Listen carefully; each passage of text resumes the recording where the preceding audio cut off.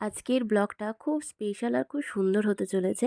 তো দেখো, কোনো প্ল্যান ছাড়াই আমরা হঠাৎ করেই বেরিয়ে পড়লাম। শুধু মৌকে বলেছিলাম, "মৌ, রাহুলের জন্য একটা শার্ট কিনবো, কোথায় নেওয়া যায় বলো তো?" ও বলল, "চলো সিটি সেন্টারে গেলে ভালো হয়।" তো আমি বললাম, "ঠিক আছে চলো।" তো আমার কিন্তু একদমই কোনো প্ল্যান ছিল না যে রাহুলকে সারপ্রাইজ দেবো। সবটাই মৌয়ের জন্যই। মৌ আমাকে বলল, "বৌদি এমনটা করো, অমনটা করো।" তো ওর মতেই দেখো চলে এলাম। আর ও এক কথায় আমার সাথে বেরিয়ে এসছে ওর সমস্ত কাজ ক্যান্সেল করে। তো ওরই একটা নিয়ে আসা জায়গায়, মানে একটা শপে এসছিলাম। সেইটা হচ্ছে জাংশন মলেই।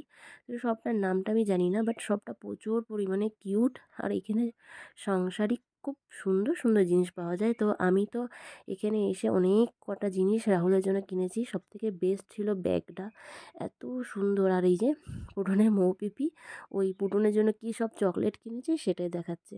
তো এখন বিল করে বেরিয়ে পড়বো, দেখা হবে নেক্সট পার্ট।